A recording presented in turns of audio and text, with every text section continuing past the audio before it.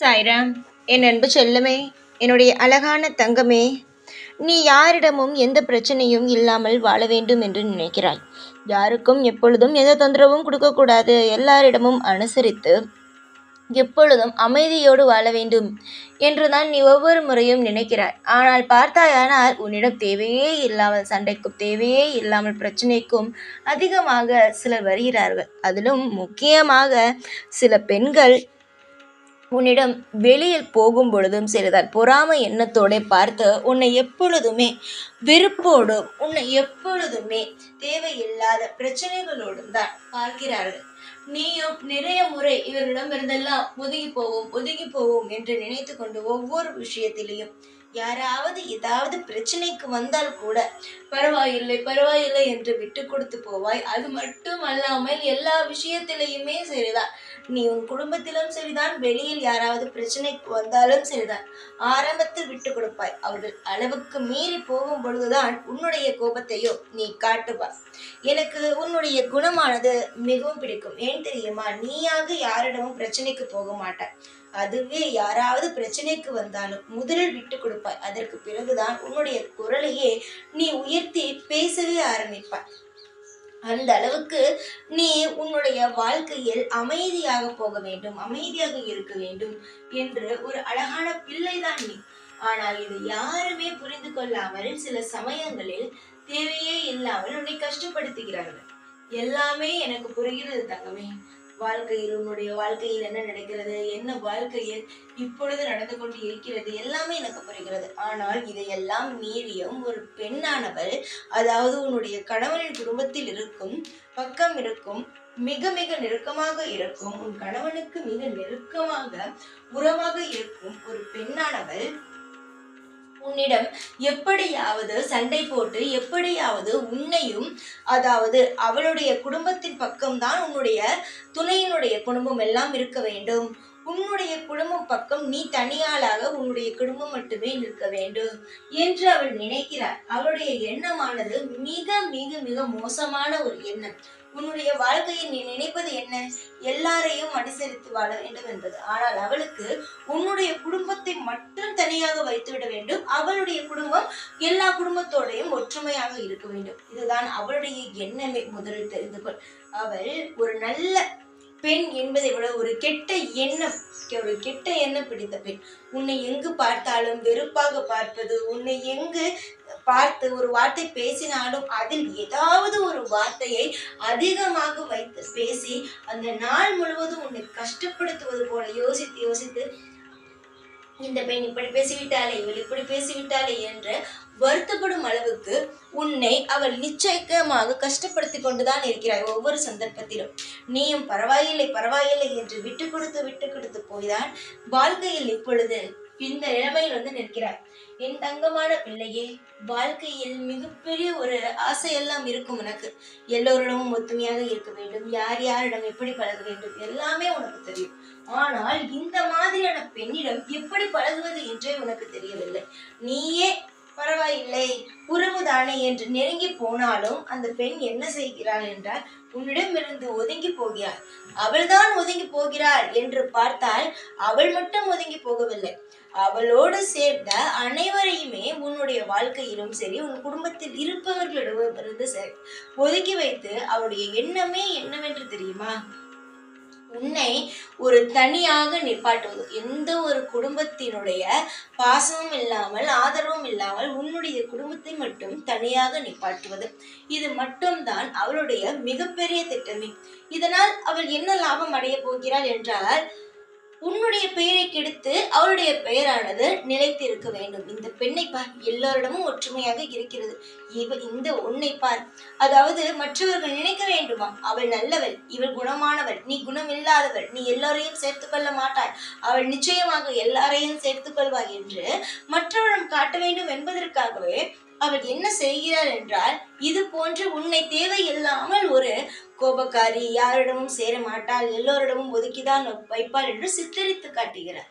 ஆனால் முழு எண்ணமே என்ன தெரியுமா? நீதான் எல்லோரையும் சேர்த்து இருக்க வேண்டும் என்று நினைப்பாள். ஆனால் அவள் உனக்காகத்தான் இந்த மாதிரியான விஷயங்களையே செய்கிறாள். புரிகிறதா தங்கமே? வாழ்க்கை முழுவதும் ஏதாவது ஒரு திட்டத்தை போட்டுக்கொண்டே இருக்கும் நபர்கள் ஏதோ ஒரு இடத்தில் நிச்சயமாக அவர்கள் வாழ்க்கையே விட்டு விடுவார்கள். அடுத்தவனுடைய வாழ்க்கை எப்படி கிடைக்க வேண்டும், எப்படி அதை தவறான ஒரு பாதைக்கு அழைத்து செல்ல வேண்டும், எந்த முறையில் அடுத்தவன் வாழ்க்கை கிடைக்க வேண்டும் என்று யோசித்துக் கொண்டு இருப்பவர்கள் நிச்சயமாகவே ஒரு நாள் அவர்களுடைய வாழ்க்கையை அவர்களை இழக்கும் நிலைமைக்கு கூட ஆகும். தங்கமான பிள்ளையே, நான் யார், அது மட்டுமல்லாமல் அந்த பெண்ணுடைய குணம் என்ன, அவள் யாருடைய உறவு, எங்கு இருக்கிறாள், எல்லாவற்றையும் நான் சொல்லிவிட்டேன். புரிகிறதா? அவளிடமிருந்து ஒதுங்கி இரு. அது மட்டுமல்லாமல் அவளை பார்த்தால் கூட பேச வேண்டாம். ஏனென்றால் ஒரு சுற்றி நிறைய நபர்கள் இருக்கும் இடத்தில் உன்னிடம் தேவையே இல்லாத கேள்விகளை கேட்பாள், தேவையே இல்லாத பதில்களை சொல்வாள், தேவையே இல்லாமல் பேசி அந்த இடத்தில் நீ ஏதாவது உன் கோபத்தை தூண்டிவிட்டு அந்த இடத்தில் உன்னுடைய பெயரை வீணாக ஆக்கி விடுவாள். அவளுடைய எண்ணம் அதுதான். அவள் யோசித்து கொண்டு இருக்கும் விஷயமே என்ன தெரியுமா தங்கமே? அவளுடைய யோசனைகள் முழுவதுமே என்ன தெரியுமா? அவள் எண்ணங்கள் முழுவதும் என்ன தெரியுமா? உன்னை எப்படியாவது உறவுகளிடமிருந்து பிரிக்க வேண்டும். உறவுகள் இப்பொழுது சில பேர் உன்னை ஒரு நல்ல இடத்தில் வைத்திருக்கிறார்கள். அதாவது நீ நல்ல பிள்ளை, நீ நல்ல குணமானவள், நீ எல்லா விஷயத்தையும் சரியாகத்தான் செய்கிறாள் என்று ஒரு எண்ணத்தை வைத்திருக்கிறார்கள். உன்னுடைய குடும்பத்தின் பக்கமும் சரி, உன்னுடைய துணையின் பக்கமும் சரி, அவ்வளவு அன்போடும் மரியாதையோடும் உன்னை வைத்திருக்கிறார்கள். ஆனால் அதை எல்லாவற்றையும் அவள் பார்க்கிறார். பார்த்து பார்த்து இதெல்லாம் அவளிடமிருந்து எடுக்க வேண்டும், இந்த ஒரு விஷயத்தை அவளிடமிருந்து எடுக்க வேண்டும் என்று ஒவ்வொரு திட்டங்களாக போடுகிறார். அவளுடைய திட்டங்களானது மிக மிக பிரம்மாண்டமாக இருக்கிறது. ஆனால் அவள் ஒன்றே ஒன்று மறந்து விட்டாள். என்ன தெரியுமா? உன்னை காக்கும் தெய்வம் நான் இருக்கிறேன் என்பதையே அவள் மறந்து விட்டாள். உனக்கு யாருமே இல்லை என்று நீ எப்பொழுதும் சொல்வாய் அல்லவா?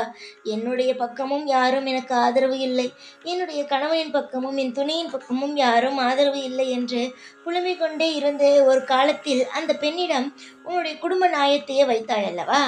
அதையெல்லாம் ஞாபகம் வைத்து கொண்டுதான் இப்பொழுது அந்த பெண்ணானவள் என்ன செய்கிறாள் என்றால், இவளுக்கு ஏதாவது ஒன்று என்றால் கேட்பதற்கு நாதி கிடையாது, ஆள் யாருமே கிடையாது. அதனால் அவளுக்கு எவ்வளவு பிரச்சனை கொடுத்தாலும் யாரும் கேட்க மாட்டார்கள். நாமே எது வேண்டுமானாலும் செய்யலாம் என்ற எண்ணத்தோடு அந்த பெண் உன்னை கஷ்டப்படுத்துகிறார். ஆனால் தங்கமே, உனக்கு நான் இருக்கிறேன். எல்லா வழியிலும் உனக்கு இன்பத்தை கொடுக்கவும் பல மாற்றங்களை கொடுக்கவும் இங்கு நான் இருக்கிறேன் என்பதை அந்த பெண் மறந்துவிட்டார். எனக்கு எப்பொழுதுமே நீங்கள் ஒன்றே ஒன்று தெரிந்து கொள்ள வேண்டும். மற்றவர்களை யார் துன்புறுத்துகிறார்களோ, மற்றவர்களுடைய வாழ்க்கையை யார் கெடுக்க வேண்டும் என்று நினைக்கிறார்களோ அவர்களுக்கு நான் முதல் எதிரியாகுகிறேன். ஏன் என்று தெரியுமா? எனக்கு நல்ல பிள்ளைகள் மட்டும்தான் பிடிக்கும். கெட்ட பிள்ளைகளை நிச்சயமாக, அதாவது மற்றவர்களுக்கு துன்புறுத்தலை செய்யும் எந்த பிள்ளைகளையும் எனக்கு பிடிக்காது. எனக்கு ஏன் பிடிக்காது என்றால், நான் அமைதியாக வாழ வேண்டும் என்று நினைப்பவன். அதே மாதிரிதான் என்னுடைய பிள்ளைகளும் யாருடைய கட்டுப்பாட்டிலும் இல்லாமல், எந்த ஒரு பிரச்சனையும் இல்லாமல் என்னுடைய பிள்ளைகள் அமைதியாக வாழ வேண்டும் என்று நினைப்பேன். என்னுடைய பிள்ளைகளுடைய வாழ்க்கையிலேயே சிலர் கை வைக்க வேண்டும், சண்டை போட வேண்டும், மற்றவர்கள் முன் கெட்ட பெயரை எடுக்க வைக்க வேண்டும், சண்டை போட்டு மன உளைச்சலை கொடுக்க வேண்டும் என்று அப்படி நினைத்தார்களானால் நிச்சயமாக தங்கமே, யாரையும் நான் எப்பொழுதும் சும்மாக விடுவது கிடையாது. அவரவர்களுக்கு தண்டனை கொடுத்து எது போல வாழ வேண்டும் என்று நினைக்கிறார்களோ மற்றவர்கள் அதே மாதிரியான தண்டனைகளை அவர்களுக்கு நான் வழங்குகிறேன். உன்னுடைய வாழ்க்கையில் இருக்கும் கசப்பான விஷயங்கள் எல்லாம் அகற்றிவிட்டு இன்பமான விஷயங்களை உன்னுடைய வாழ்க்கையில் கொண்டு வந்து செலுத்துவேன். என்னை யாரும் எப்பொழுதும் தேவையே இல்லாமல் நினைத்து பயப்பட வேண்டாம். சாய் செய்வாரா மாட்டாரா என்று. சாயாகிய நான் ஒரு விஷயத்தில் தெளிவாக இருக்கிறேன். தன்னுடைய பிள்ளைகள் நிச்சயமாக நல்லபடியாக இருக்க வேண்டும் என்ற எண்ணத்தில் தெளிவாக இருப்பதினால் என்னுடைய பிள்ளைகளை கண்ணும் கருத்துமாக வாழ வைத்து அவர்களுக்கு பிடித்த அனைத்து விஷயங்களையும் செய்து கொடுத்து வாழ வைப்பேன். நீ உன்னுடைய குடும்பத்தில் இருக்கும் எந்த பெண்ணையும் நினைத்து பயப்படாதே. நான் இருக்கிறேன் அனைத்தையும் சரி செய்ய. எந்த ஒரு இடத்திலும் உன்னுடைய பெயர் கெட்டுப்போகும் அளவுக்கு நான் எந்த ஒரு விஷயத்தையும் செய்ய மாட்டேன். நம்புங்கள், வாழ்க்கையில் நல்லதே நடக்கும். ஓம் சாய்ராம்.